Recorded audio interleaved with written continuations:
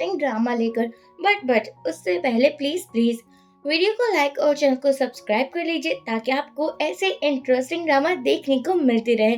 कहानी स्टार्ट होती है आंधी तूफान वाली रात से, जहाँ पर बिजली की आवाज आ रही थी। यहाँ पर हमारा फैंग फंस चुका था।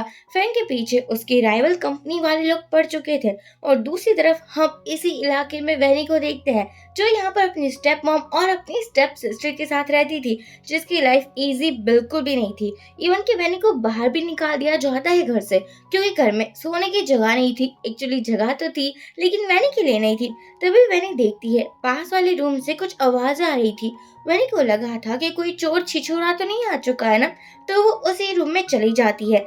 यहाँ पर और कोई नहीं लेकिन फैंग था, जिसको लो टॉनिक पिलाया गया था। वो वैनी को पकड़ लेता है और उसके साथ नाइट स्पेंड करता है। मॉर्निंग में फैंग ने वैनी को अपनी एक रिंग दी थी, जो उसने खुद ही वैनी को पहनाई थी, और वो सोचता है कि मैं तुम्हें अपनी वाइफ बनाकर ले जाऊंगा, डोंट वरी, मैं तुम्हें कुछ भी नहीं होने दूंगा। और बाद में जैसे ही वैनी को होश आता है, वो रोने लगी थी, क्योंकि ये उसका फर्स्ट टाइम था। वो सोचती है मुझे तो पता भी नहीं कि वो मैन है कौन। अब हम देखते हैं उसने डिसाइड कर लिया था कि वो अपनी मॉम के खातिर ही रहना चाहती है। यहाँ पर वो जैसे अपने घर के अंदर जाना चाहती थी, स्टेप मॉम चिल्लाने लगी थी कि बच्चलन तुम कल रात कहाँ थी, मैंने तुम्हें देखा क्यों नहीं। और बाद में उसकी थोड़ी बहुत पिटाई भी होती है। उसी बीच में वैनी की रिंग जमीन पर गिर चुकी थी। स्टेप सिस्टर सुमी को ये देखकर बहुत मजा आ रहा था, क्योंकि उसको वैनी बिल्कुल पसंद नहीं थी और वह हर बार चाहती थी कि वैनी को घर से बाहर निकाल दिया जाए। यहाँ स्टेप मॉम कहती है तुम्हें मेड की जॉब करने के लिए जाना होगा। वैनी मना भी करती है कि एक बार मेरी कॉलेज कंप्लीट हो गई तो मैं जॉब करूंगी और आपको पैसे ला कर दूंगी। लेकिन स्टेप मॉम मना कर देती है, नहीं नहीं, हमें तुम्हारे जॉब वाले नहीं पैसे चाहिए, तुम्हें मेड बनकर जाना ही होगा। वो बहुत बड़ा घर है और वो लोग रिच भी है। और यहाँ पर वैन को जाना तो नहीं था, लेकिन अपनी मॉम की खातिर वो चली जाती है और सोचती है कि मैं अपनी स्टेप सिस्टर और स्टेप मॉम से बदला लेकर ही रहूंगी। मेरी मॉम की जो हालत हुई है वो आज इन लोगों की वजह से ही हुई है। दूसरी तरफ हम वैन को देखते हैं, जो कि वैन के घर की ओर ही जा रहा था। उसने जो प्रॉमिस किया था कि वो वैनी को वाइफ बनाकर लेकर जाएगा, वो तो उसको कंप्लीट करना ही था ना। सुमी को रिंग मिल चुकी थी और वो सोचती है ये रिंग क्या एक्सपेंसिव है। स्टेप मॉम कहती है अरे ये वैनी की है, वही 10-20 रुपए वाली होगी, इसको तुम फेंक ही दो ना, क्या ही करना है इसका। लेकिन सुमी को रिंग पसंद आ चुकी थी। जैसे ही वो रिंग पहनती है, वो फैमिली का बटलर आता है और वो सुमी को ही अपनी मैडम समझ लेता है और बोलता है कि आपको सर ने याद किया है, एक्चुअली कल रात आप ही सर के साथ थी ना, हमारे सर आपसे माफी मांगना चाहते हैं, इसलिए उसने डिसाइड किया है कि वो आपके साथ शादी करेंगे। सुमी सोचती है अच्छा तो कल रात इसलिए मैंने घर पर नहीं थी क्योंकि वो फू कंपनी के प्रेसिडेंट के साथ थी। वैसे कोई बात नहीं, अगर इन लोगों को गलतफहमी हो ही चुकी है तो क्यों ना इस बात का फायदा ही उठा लिया जाए। स्टेप मॉम भी यहाँ मस्के लगाने लगी थी कि मेरी बेटी तो सोशल कन्या है और आपके प्रेसिडेंट ने उसके साथ बहुत गलत किया है। बटलर कहता है इसलिए तो आपको उसके घर पर चलना पड़ेगा, आज से आप प्रेसिडेंट के घर पर ही रहेंगे। सुमी ये सोचने के बाद तो कितनी खुश हो जाती है, मैं क्या ही बताऊं। और तभी यहाँ आता है फैंग, जो इतना हैंडसम था, इतना गुड लुकिंग और इतना डैशिंग था, सुमी देखते ही रह जाती है।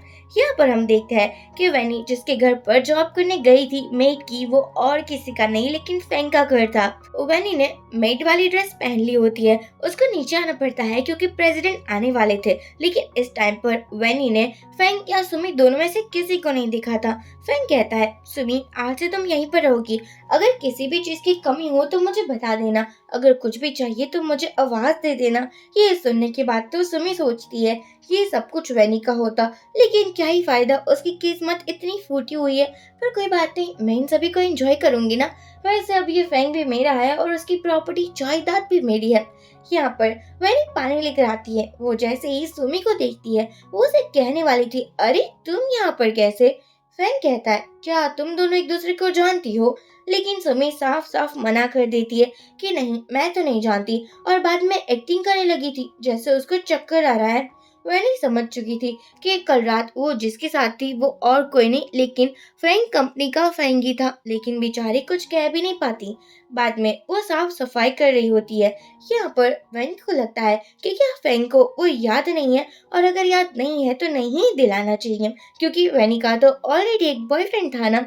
बाद में वैनी को अपने बॉयफ्रेंड का कॉल आता है। वो जैसे ही रूम में पहुंचती है, उसका बॉयफ्रेंड टोंग तो किसी और लड़के के साथ था और मजे कर रहा था।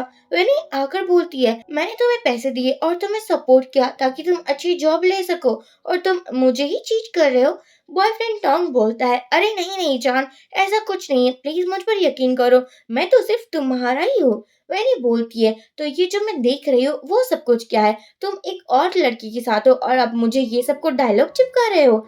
टॉम बोलता है, लेकिन मैं क्या ही करता ना, तुम्हारी फैमिली का बैकग्राउंड तो सभी को पता ही है, ना ही तुम्हारे पास अच्छी मॉम है और ना ही अच्छे डैड। इवन कि तुम्हारी रियल मॉम तो अभी तक कोमा में ही है ना।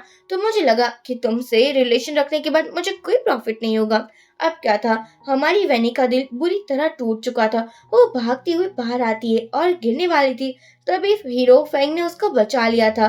फेंग को लगा था कि वैनी वही लड़की है जिसके साथ उसने नाइट स्पेंड की थी, क्योंकि वैसी ही स्मेल वैनी की बॉडी के अंदर से आ रही थी। यहाँ पर फेंग उसे कुछ पूछता उससे पहले ही वैनी भाग जाती है। यहाँ फेंग ने डिसाइड कर लिया था कि वो इसके बारे में पता लगाएगा। वो आता है सुमी के पास और उसे बोलता है, वैसे उस रात तुम बाहर क्या कर रही थी? आंधी तूफान था और ऐसे में तो कोई भी लड़कियां बाहर थोड़ी निकलती है। सुमी साफ साफ झूठ बोल देती है कि नहीं, वो तो मेरी मॉम ने ना मुझे कुछ लाने को कहा था। तभी फेंग ने सुमी का हाथ देख लिया था, जिसमें रिंग उसने एंगेजमेंट रिंग वाले फिंगर में पहनी हुई थी। फेंग बोलता है, मुझे याद है मैंने रिंग तुम्हें अपने हाथों से पहनाई थी और वो भी मिडल फिंगर में, तो तुमने दूसरी फिंगर में ये रिंग क्यों पहनी है? यहाँ फेंग ट्राई करता है सुमी को रिंग पहनाने की, लेकिन वो रिंग फिट ही नहीं हो रही थी। तभी वैनी आती है पानी लेकर। फेंग ने वैनी का हाथ पकड़ लिया था और वो उसे रिंग पहना देता है जो परफेक्टली फिट हो रही थी। यह सिंड्रेला वाला ही सीन देखने को मिलता है। सिंड्रेला की स्टोरी में सैंडल था और यहाँ पर रिंग। फेंग कहता है, कहीं वो लड़की तुम ही तो नहीं हो ना? वैनी चाहती थी कि वो सब कुछ बता दे, लेकिन सुमी बताने से मनाही कर रही थी। वो कहती है, नहीं नहीं, वो लड़की मैं ही हूँ, देखो तुम मुझ पर यकीन करो, एक्चुअली मेरा थोड़ा वेट गेन हो चुका है ना, इसलिए ये रिंग मुझे फिट नहीं हो रही है। वैनी कहती है, सॉरी बट आप जिस रात की बात कर रहे हो ना, उस रात तो मैं अपने ही घर पर थी। वैनी ने वो रिंग रख दी थी और यहाँ पर सुमी जबरदस्ती वो रिंग पहन लेती है और कहती है, देखो ये रिंग मुझे फिट हो चुकी है, एक्चुअली मेरा थोड़ा वेट बढ़ चुका है ना, शायद इसलिए ये रिंग मुझे फिट नहीं हो रही होगी। फैंग कहता है, आई एम सॉरी, मुझे माफ कर देना। और सुमी भी इनोसेंट बनने की एक्टिंग फुल टू कर रही थी। अब हम देखते हैं कि वैनी अपना काम कर रही थी, लेकिन यहाँ पर जो फीमेल बटलर थी वो और दूसरी मेड भी वैनी को परेशान कर रही थी। सभी को लग रहा था कि उसके बॉस वैनी के प्यार में पागल होते जा रहे हैं, जबकि वैनी ने ऐसा कुछ भी नहीं किया था। यहाँ पर फैंग आता है और वो वैनी के सरनेम पूछ रहा था। वैनी अपनी सरनेम को वो बताती है, जबकि वैनी की रियल सरनेम तो कुछ और ही थी। अब हम देखते हैं, तब यहाँ पर सुमी आती है और कहती है, देखो डार्लिंग, घर का जो मैटर है वो मैं ही संभालूंगी। तो फ्रैंक यहाँ से चला जाता है। अब हम देखते हैं कि वैनी काम करी थी, तभी एक ग्लास उससे टूट जाता है। दूसरी तरफ फ्रैंक ने डिसाइड किया था कि वो वैनी के बारे में सब कुछ पता लगाएगा। यहाँ सुमी चुड़ैलों की जैसे चिल्लाने लगी थी और हंसने भी लगी थी। देखकर यही लग रहा था कि यही चुड़ैल है। सुमी कहती है, पता ही ये ग्लास कितना एक्सपेंसिव है? फीमेल बटलर बोलती है, हाँ हाँ ये बहुत एक्सपेंसिव है, ये तो करीब 1 लाख का ग्लास है। सुमी कहती है, अब तुम पैसे कैसे दोगी? तुम्हें तो अपनी मॉम के इलाज के लिए भी तो पैसे इकट्ठे करने होते हैं ना, और तुम इसकी मेडिसिन भी लेती हो। मुझे लगता है कि तुम्हारे पास इतने पैसे तो नहीं होगी। यहाँ साफ साफ दिखाई दे रहा था कि सुमी जानकर वैनी को परेशान कर रही है। यहाँ वैनी बोलती है, प्लीज मुझे माफ कर दो, मेरे पास इतने पैसे नहीं है। सुमी कहती है, तुम्हें फैंग से दूर रहना चाहिए था, मुझे गुस्सा दिलाकर तुमने अच्छा नहीं किया। चलो जल्दी से नी डाउन हो और मुझसे माफी मांगो। वैनी नी डाउन होती है, जबकि फ्लोर पर कांच के टुकड़े थे। बेचारी फिर भी कुछ नहीं कहती। सुमी कहती है कि तुम मेरे पास आओ। वैनी को याद आता है कि जब उसकी मॉम काम कर रही थी तो वैनी एक दिन उसके लिए लंच लेकर गई थी और उसके पापा देखने के बाद बहुत गुस्सा करने लगे थे। वैनी को अच्छे से पता था कि ये सब कुछ उसकी फैमिली में सुमी और उसकी मॉम की वजह से हुआ है। वैनी को चोट भी लगी थी, लेकिन बेचारी अपनी जॉब को बचाने की खातिर कुछ भी करने को रेडी थी।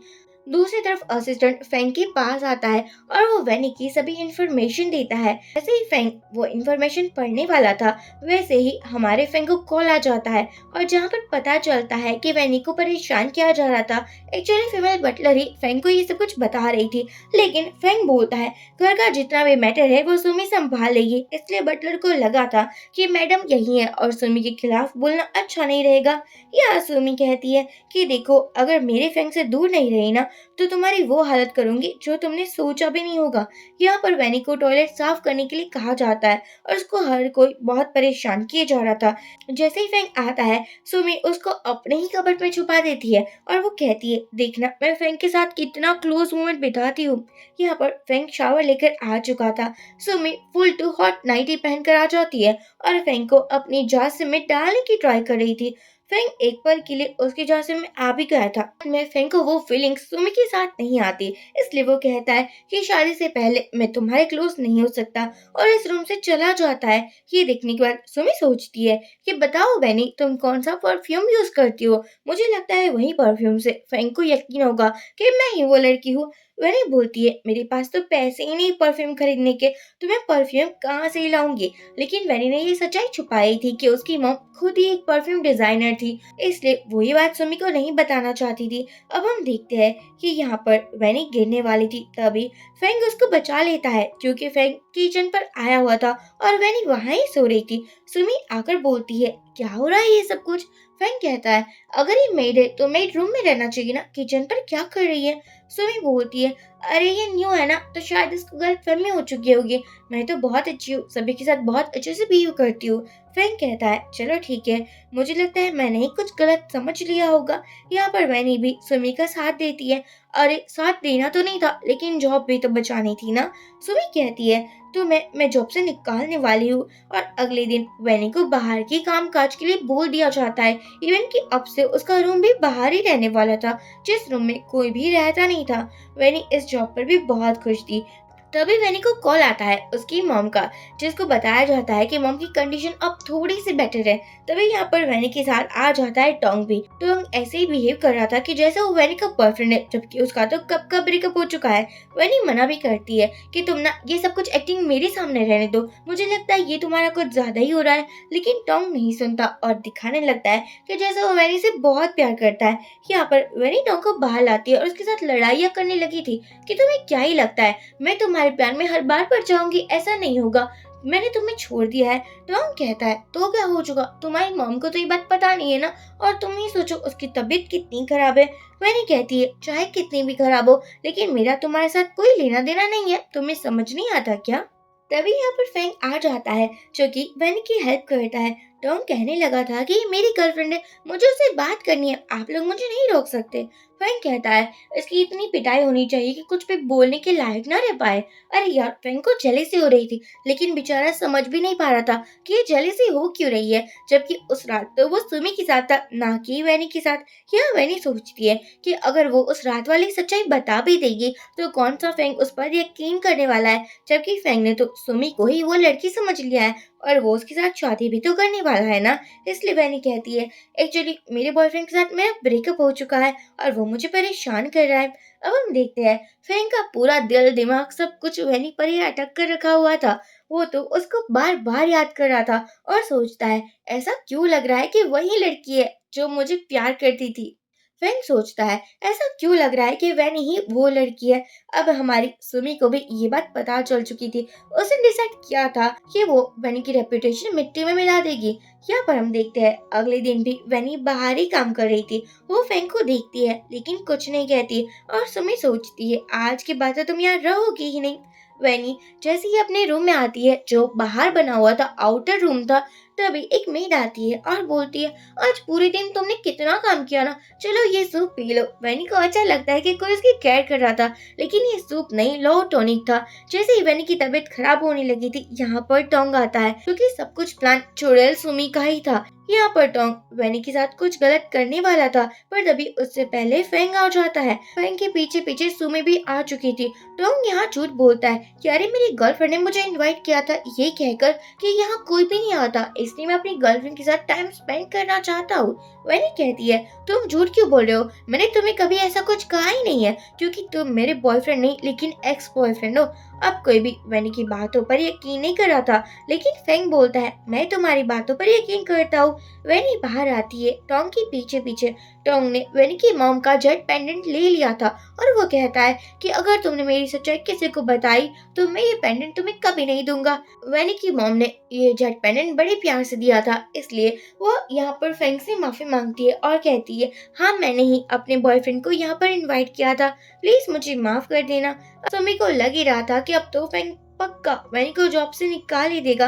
इवन कि अगले दिन होता भी कुछ ऐसा ही है। सभी लोग बातें करने लगे थे, वैनी को जॉब से अभी तक निकाला नहीं गया है। क्या हमारी वैनी सुमी के लिए चाय लेकर आती है। सुमी बोलती है, क्या तुम मेरे साथ थोड़ी बहुत प्यार से बातें नहीं कर सकती?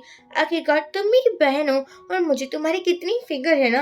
वैनी सोचती है, अच्छा तुम्हें मेरी फिक्र है, ऐसा तो हो नहीं सकता। सुमी ने जानकर वो सूप पी लिया था और ऐसे प्रिटेंड कर रही थी कि जैसे उसकी तबीयत खराब हो चुकी है। सुमी वैनी को अपने रूम पर बुलाती है और बोलती है, मैं तुम्हें जॉब से निकाल रही हूँ, तुम्हारी वजह से मेरी तबीयत खराब हो चुकी है। वैनी बोलती है, तुम भी ये अच्छे से जानती हो मैंने कुछ नहीं किया, ये सभी प्लान तो तुम्हारा है ना, तो तुम मुझे जॉब से कैसे निकाल सकती हो? सुमी बोलती है, अरे यार मैं क्या ही कर सकती हूँ, देखो ये घर मेरा है और फेंग भी मेरा है, सभी पावर और पोजीशन भी तो मेरी ही है ना, मैं किसी को भी जॉब से निकाल सकती हूँ। दूसरी तरफ फेंग को पता चलता है कि वैनी की जो सरनेम है वही सुमी की भी सरनेम है, यानी कि ये दोनों हाफ सिस्टर्स है, स्टेप सिस्टर्स। अब ये बात जानने के बाद फेंग को बिल्कुल अच्छा नहीं लगता कि इतनी बड़ी बात उससे छुपाई गई है। यहाँ पर सुमी वैनी को परेशान की जा रही थी, जो कि वो बचपन से ही करती आ रही थी, लेकिन तभी इस बार फेंग आ जाता है और वो कहता है, ये तुम क्या कर रही हो? मुझे पता चल चुका है कि वैनी तुम्हारी स्टेप सिस्टर है, तुम क्या इतनी भी इंसानियत नहीं दिखा सकती? अपनी ही स्टेप सिस्टर के साथ तुम ये सब कुछ कैसे ही कर सकती हो? मुझे लगा नहीं था कि तुम ऐसी निकलोगी। सुमी यहाँ मासूम बनते हुए बोलती है, अरे मैं तो अपनी बहन को सबक सिखा रही थी, क्योंकि वो तो आपको लाइक करती है ना, और ऐसे कैसे हो सकता है, वो आपको लाइक नहीं कर सकती है। अब हम देखते हैं कि सुमी अपनी मॉम से बात कर रही थी, उसने सब कुछ अपनी मॉम को बता दिया था और मॉम से वो कोई प्लान डिस्कस कर रही थी। फैंग रात में वैनी को हॉस्पिटल लेकर जाता है। यहाँ पर कुछ गुंडे भी आ चुके थे, जो कि फैंग और वैनी दोनों को ही परेशान करने वाले थे, और यहाँ पर हम देखते हैं किसी ने वैनी को पकड़ भी लिया था, जिसके साथ फैंग भी था। फ्रैंक वैनी को बचा लेता है और उसे हॉस्पिटल लेकर आता है। वैनी को लग रहा था कि क्या सच में वो सच्चाई बता सकती है फ्रैंक को, लेकिन फ्रैंक ने उसको अपना एक बिजनेस कार्ड दिया था और कह रहा था कि अगर किसी भी चीज की जरूरत पड़े तो प्लीज मुझे कॉल करना। तभी वैनी का कॉल आता है कि उसकी मॉम का ट्रीटमेंट होने वाला है, तो उसे घर आना होगा। यहाँ ये प्लान भी सुमी का ही था।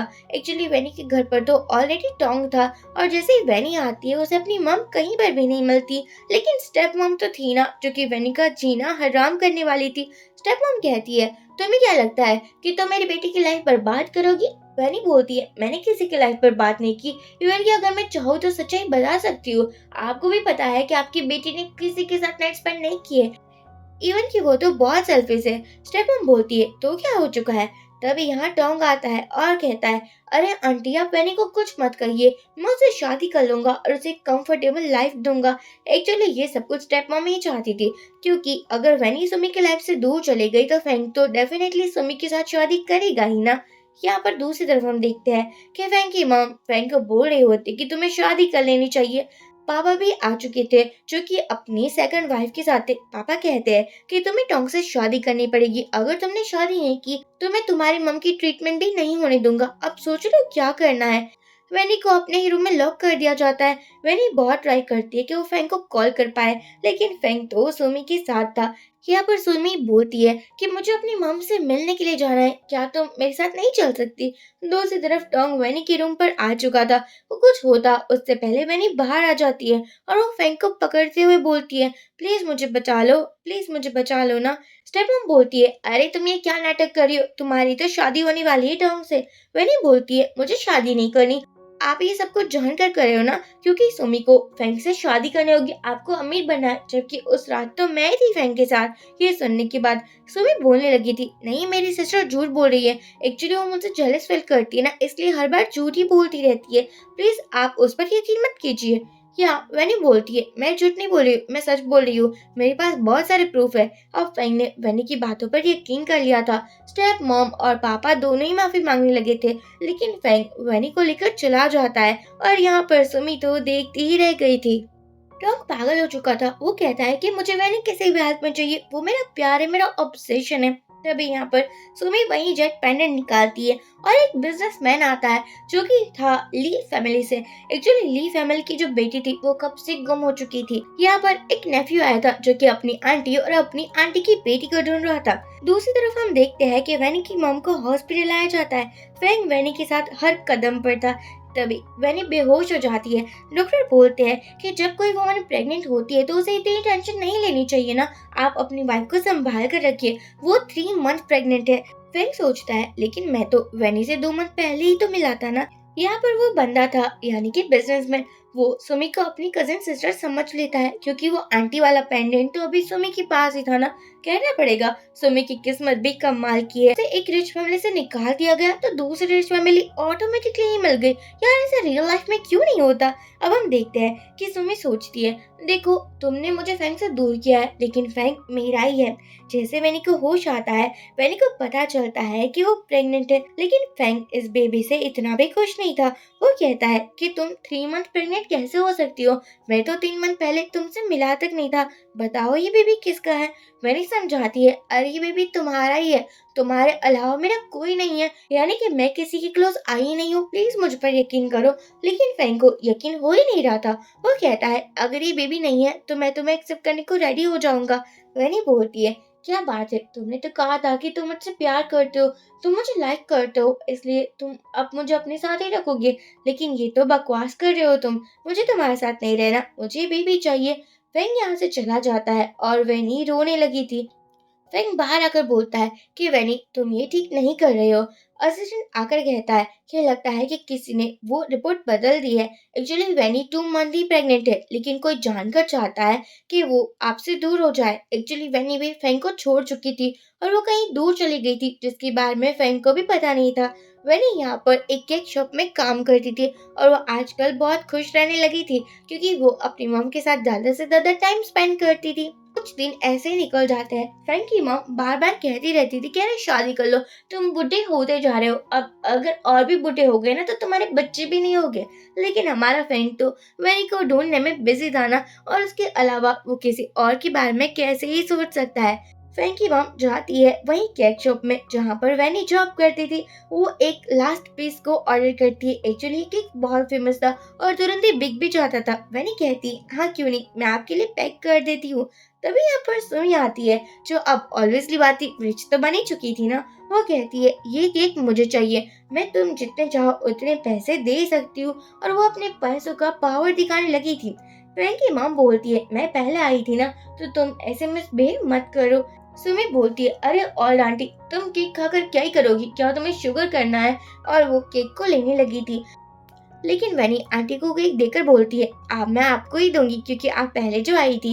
इवन की वो तो लाइव स्ट्रीमिंग भी करने लगी थी। लेकिन मॉम को वैनी को ज्यादा ही अच्छी लगने लगी थी। जैसे ही वो फैंक के पास आती है वो कहने लगी थी, आज मैं केक शॉप में ना एक बहुत अच्छी लड़की से मिली, अगर चाहो तो मैं उसके साथ भी तुम्हारी शादी करवा सकती हूँ, इतनी काइंड हार्टेड बहू ही मुझे चाहिए थी। यहाँ हम देखते हैं कि सुमी के चक्कर में वैनी को जॉब से भी बाहर निकाल दिया गया था। वैनी को जॉब मिल चुकी थी और वो भी ली कंपनी में, यानी कि अपनी ही कंपनी में, क्योंकि वैनी भी तो ली कंपनी की ग्रैंड डॉटर थी ना। यहाँ पर ली कंपनी का पिन और हमारा फैंक दोनों ही फ्रेंड्स थे और यहाँ पर वो बातें शादी कर रहे थे बिजनेस रिलेटेड। तभी वैनी वॉशरूम सफाई करने के लिए जाती है जहाँ पर फैंक था, लेकिन वैनी छुप चुकी थी। वैनी सोचती है, मुझे फैंक के सामने किसी भी हालत में आना ही नहीं है, लेकिन बाद में उसको सर्व करने के लिए जाना पड़ता है, वो भी पानी टी कॉफी वगैरह। और यहाँ पर जो पिंक की सेक्रेटरी थी वो पैर को आगे करती है और हमारी प्यारी सी बहनी गिर जाती है। जैसे ही वो गिरती है, यहाँ पर वो सेक्रेटरी बोलने लगी थी कि बॉस, ऐसे एम्प्लॉय को तो जॉब से बाहर निकाल देना चाहिए, आप तुरंत ही इसको फायर कर दो। वैन कहती है, मेरी कोई गलती नहीं है, तुमने जानकर मुझे गिराया है, और वैसे तुम क्यों कह रहे हो कि मुझे फायर कर दो, फायर तो तुम जैसे लड़की को करना चाहिए। यह वैनी का कॉन्फिडेंस कुछ अलग ही लेवल पर था। जैसे ही पिन वैन को देखता है उसको याद आता है कि उसकी आंटी यंग एज में ऐसी ही तो दिखती थी। फेंग वैनी को लेकर यहाँ से चला जाता है और बाहर आकर बोलता है कि तुम ऐसी जॉब कैसे कर सकती हो, बोला नहीं कि तुम मेरी वाइफ हो। वैनी कहती है मैं तुम्हारी वाइफ कैसे ही हो सकती हूँ, मुझे तुमसे शादी नहीं करनी है। लेकिन फेंग ने तो बहुत सारे पैसों का चेक बनाकर वैनी को दिया था। वैनी सोचती है मुझे ये नहीं चाहिए, लेकिन तभी उसकी मॉम की तबीयत खराब हो चुकी थी तो वैनी को पैसों की तो जरूरत थी ही ना। और यहाँ पर सुमी ने डिसाइड किया था अगर वैनी की मॉम नहीं रहेगी तो सुमी लाइफ टाइम के लिए ली फैमिली में रह सकती है। अब हम देखते हैं वैनी पार्ट टाइम जॉब कर रही थी, वो आती है फैंग के घर पर, लेकिन फैंग की मॉम की तबीयत तभी खराब होने लगी थी। वैनी तुरंत ही उसके बेटे को कॉल करती है और मॉम को हॉस्पिटल लेकर जाती है। यहाँ पर मॉम ठीक हो चुकी थी। मॉम जैसे ही ठीक होती है यानी कि होश में आती है, वो फैंग को बताती है कि वही केक शॉप वाली लड़की मुझे आज हॉस्पिटल में लेकर आई थी। देखा वो कितनी काइंड हार्टेड है। फैंग की मॉम ने वैनी को एक पार्टी में इनवाइट किया था। वो चाहती थी कि वैनी को एक अच्छा पार्टनर मिले यहाँ पर। तभी वैनी इनविटेशन दिखाकर अंदर जाने ही वाली थी, सुमी आ जाती है और कहती है तुम्हारे पास ये इनविटेशन कहाँ से ही आ गया, तुम इस पार्टी के लायक नहीं हो, तुम इतनी पुअर हो और तुम्हें रिच पार्टनर चाहिए, ऐसा नहीं होगा।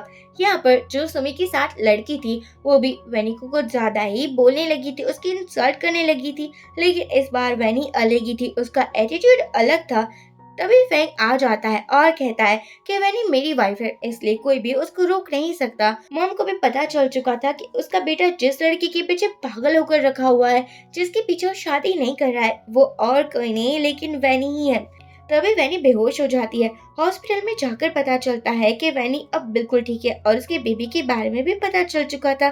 फैंग वैनी को बोलता है ये मेरा ही बेबी है, अब तो तुम्हें मुझसे शादी करनी होगी, मैं तुम्हें कहीं दूर नहीं जाने दूंगा।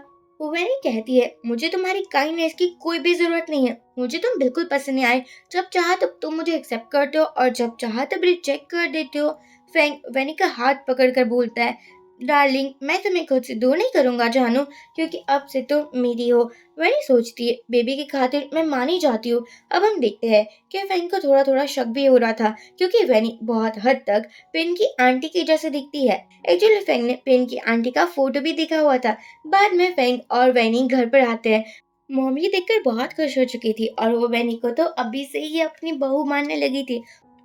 और इतनी काइंड सासू माँ मैंने तो आज तक नहीं देखी। वो कहती है कि देखो अब से तुम कुछ भी काम नहीं करोगी और अब से तुम फैंग के रूम पर ही रहोगी। ये सुनने के बाद वैनी थोड़ी शर्माने लगी थी। फैंग उसको रूम दिखाता है और कहता है कि ये मैंने तुम्हारे अकॉर्डिंग डेकोर किया है, मुझे पता है कि तुम्हें व्हाइट कलर कितना पसंद है। वैनी खुश हो जाती है और कहती है अच्छा हुआ तुम्हें ये याद है, ये लोग यहाँ थोड़ी बहुत रोमांटिक बातें करते हैं। अगले दिन वैनी और उसकी सास समम एक ऑक्शन पर गए हुए थे, जहाँ पर सुमी भी आती है। सुमी जैसे ही देखती है कि फैंग की मॉम भी यहाँ है, वो तो उसको भर भर कर मस्के लगाने लगी थी। कहने लगी थी अरे आंटी आप भी यहाँ हैं, अगर मुझे पता होता तो आपके पास वाली ही सीट को मैं बुक करवा लेती। फैंग की मॉम बोलती है अच्छा आप बुक नहीं करवाए, क्योंकि तुम जैसे लड़के के पास बैठना मुझे लगता है मेरी इंसल्ट है। यहाँ पर वैनी को तो हंसी आ जाती है, क्योंकि यहाँ पर उनकी मॉम को बिल्कुल झक्कास थी। अब तो सुमी को लास्ट वाली सीट मिलती है। एक नेकलेस वैनी को कुछ ज्यादा ही अच्छा लगने लगा था। मॉम चाहती थी कि वो नेकलेस परचेज कर ले, लेकिन सुमी भी प्राइस लगा रही थी। वैनी सोचती है अच्छा हुआ चलो इसको सबक सिखाते, हायर प्राइस बोलेंगे और फिर लेंगे भी नहीं। सासू मॉम भी साथ देने लगी थी, लेकिन तभी फैंग आ जाता है और वो अपनी वाइफ के लिए वही नेकलेस हायर प्राइस पर ले लेता है और सबके सामने वैनी को पहनाता भी है। ये देखने के बाद तो सुमी जल बुन गई थी और फैंग वैनी के इतना क्लोज था। अब तो सुमी को लगा था कि वैनी का काम तमाम करना होगा। घर पर आकर भी वैनी फैंग को देखती है, जो कि उसको गिफ्ट दिए ही जा रहा था। वैनी सोचती है उसको कितना अच्छा हस्बैंड मिला है ना, जो कि उसकी इतनी केयर करता है और इतने सारे गिफ्ट्स भी देता है। फैंग बोलता है ये तो कुछ नहीं है, मैं तुम्हारे लिए खाना भी बना सकता हूँ, इवन कि वो तो नूडल्स बना कर लाता है। वैनी ये खाकर तो रोने ही लगी थी। फैंग कहता है अरे बाप रे क्या इतना बुरा बना है जो तुम रोने ही लग चुकी हो। वैनी कहती है नहीं नहीं बहुत अच्छा बना है, एक्चुअली ऐसा ही नूडल्स मेरी मॉम भी बनाती थी तो मुझे मेरी मॉम की याद आ गई। फैंग कहता है कोई बात नहीं, मैं तुम्हारे लिए ऐसे नूडल्स हर बार बना सकता हूँ, क्योंकि मैं तुम्हारे लिए कुछ भी कर सकता हूँ। सुमी ने डिसाइड किया था कि वो वैनी के मॉम का काम तमाम कर देगी, लेकिन उसे तो पता ही नहीं चल रहा था कि वैनी की मॉम है एग्जैक्टली कहाँ। मॉर्निंग में हम देखते हैं कि जो सुमी की मॉम डैड थे वो ऐसी अफवाह फैला रहे थे कि वैनी ने अमीर खानदान में शादी तो कर ली, लेकिन बाद में अपने बीमार पापा को देखने भी नहीं आई। वैनी सबके सामने बता देती है कि उसके पापा को कुछ नहीं हुआ है, लेकिन पापा ऐसे एक्टिंग कर रहे थे जैसे उसको तो बहुत बीमारी है, इतने कमजोर दिख रहे थे। तभी यहाँ फेंग आता है और पापा की मेडिकल रिपोर्ट सबके सामने दिखाकर कहता है कि ये सब कुछ ये लोग एक्टिंग कर रहे हैं, और वो भी पैसों के लिए, क्योंकि इस लोगों को तो पैसे ही चाहिए ना। अब स्टेप मॉम और पापा तो यहाँ से भाग ही चुके थे। वैनी बाद में अपनी मॉम को मिलने के लिए जाती है और वो उसे कहती है, मॉम प्लीज आप जल्दी ठीक हो जाइए ना, अब मेरे पास एक अच्छा हस्बैंड है, अगर आप ठीक हो जाते हो तो मेरी फैमिली कंप्लीट हो जाएगी। तभी यहाँ पर मॉम को होश भी आ चुका था।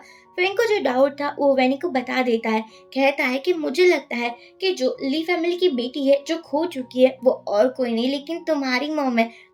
वैनी बोलती है, सुमी तो मेरे डैड की बायोलॉजिकल डॉटर है, वो ली फैमिली की ग्रैंड चाइल्ड कैसे ही हो सकती है। फैंग कहता है, वही तो मैं सोच रहा हूँ और मैं तुम्हारी हेल्प भी करना चाहता हूँ। वो असिस्टेंट को कहता है कि देखो मैं आपको बता रहा हूँ कि सभी इन्फॉर्मेशन लेकर आओ। यहाँ पर वैनी फैंग के लिए टिफिन भी लेकर आती है, लेकिन तभी बहुत सारे शेयर्स होल्डर आ जाते हैं जो कि फैंग को ब्लेम कर रहे थे क्योंकि एक प्रोजेक्ट में लॉस जो हुआ था। फैंग बोलता है, कोई बात नहीं, ये लॉस मैं जल्दी कवर कर लूंगा, आप लोग इसकी टेंशन ना लीजिए। यहाँ पर वेनी को एक वीडियो कॉल आता है टॉम का, और टॉम कह रहा था कि मेरे पास तुम्हारी मम का जेट पेंडेंट है, जल्दी से लेने के लिए आ जाओ। वेनी जाती है, लेकिन उस रूम में जाने से पहले उसने डिसाइड कर लिया था कि उसे क्या करना है। तभी एक एक्सीडेंट हो जाता है और सभी लोगों को लगा था कि ये वेनी की वजह से हुआ था, और जबकि फेंग को तो सच्चाई पता थी ना। उसने लॉयर भी हायर कर लिए थे और हमारी वेनी को बचा भी लिया था। वो चाहता ही था कि वेनी को कुछ नहीं हो पाएगा क्योंकि वो वेनी के साथ जो है। पर लेकिन सुमी का प्लान तो फ्लॉप हो चुका था। उसको समझ नहीं आ रहा था कि वो बार बार फ्लॉप क्यों हो रही है। हमारा फैंग पिन को हॉस्पिटल लेकर जाता है और वो उसे अपनी आंटी से मिलाता है। यहाँ पिन जैसे ही अपनी आंटी को देखता है वो कहता है कि मैं समझ चुका हूँ। अब हम देखते हैं कि फैंग सुमी के पास आता है। सुमी बोलती है, तुम्हें मुझसे शादी करनी होगी, लेकिन यहाँ पर तो आंटी ठीक हो चुकी थी, जिसके बाद सुमी का काम तमाम हो चुका था। अब हम देखते हैं कि सुमी पागल हो चुकी थी। वो ऐसे समझ रही थी कि वो बहुत रिच है, जबकि वो व्हील चेयर पर ही थी। अब तो उसकी हालत देखने लायक थी। वैसे ये देखकर बड़ा सेटिस्फेक्शन मिलता है क्योंकि वो चाहती थी कि वैनी की हालत ऐसी हो, जबकि उसकी हालत ही ऐसी हो चुकी थी। यहाँ कुछ ही दिनों के बाद वैनी और फैंग की शादी भी होने लगती है। सभी लोग बहुत खुश थे। मॉम, कजिन, ब्रदर, पेन सबके सामने वैनी को प्रपोज करता है और कहता है कि मैं बेबी और तुम्हारा ख्याल रखूंगा। वैनी भी मान जाती है और इन दोनों की शादी हो जाती है। इसी के साथ ये ड्रामा एंड हो जाता है। आप मुझे कमेंट के थ्रू जरूर बताइए कि आपको ये ड्रामा कैसा लगा। प्लीज वीडियो को लाइक और चैनल को सब्सक्राइब करना ना भूलें। चलिए मिलते हैं नेक्स्ट वीडियो के साथ। Bye bye.